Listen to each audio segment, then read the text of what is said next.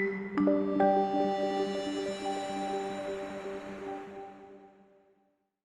many people are engaged in trying to resolve this issue. There's a lot of really interesting technology ideas that are coming up. They're okay. They're all right. There aren't carpets. You can slide them without like tragic falling. The focus of my work has always been about improving operations for chemical companies, energy companies, by using digital.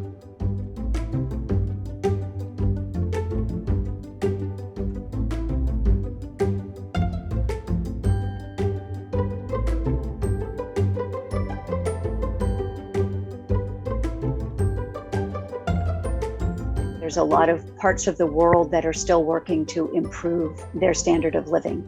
And that often means consuming more product, using more energy. We have to balance that with how do we cut emissions while we need to use more energy.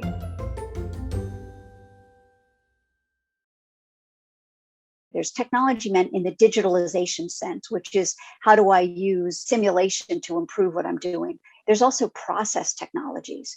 And so, how can they change their process technologies to better meet the needs, make sure they deliver the products, but do it at lower emissions, lower waste?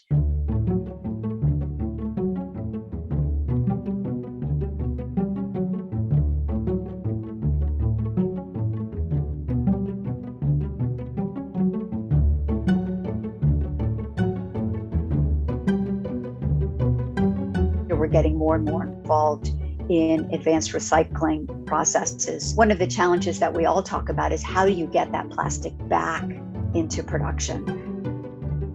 Customers are using supply chain tools to collect the plastic and get it back to their production units to use it for either mechanical or chemical recycling. It really is a supply chain challenge. Obviously, the products are dispersed across the community. How do you get them back and get them back to the right place so you can reuse them for feedstock? The quality of your feedstock makes a really big difference as to how well operations will run. When we get into recycling, what is the material that you're bringing into your plant is really important. What we're doing early stages now is you can use simulation, which means a model of your process, to look at different feedstock and see how that changes your operations. As we begin to do some advanced recycling and you're making pyrolysis oil, an oil that can be used as a feedstock for more plastics, you need to prepare your feedstock unit to run a different type of raw material.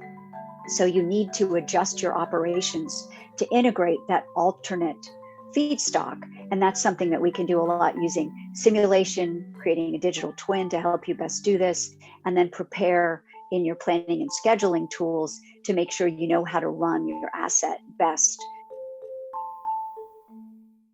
Through our engagement with the Alliance, we've had an opportunity to speak more often with the waste management companies and begin to develop new solutions.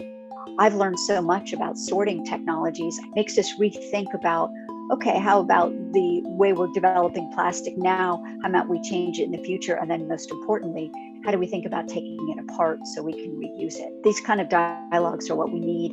So I remain optimistic because everyone still shows up to the meetings, wants to be part of the conversation, and is working on these projects.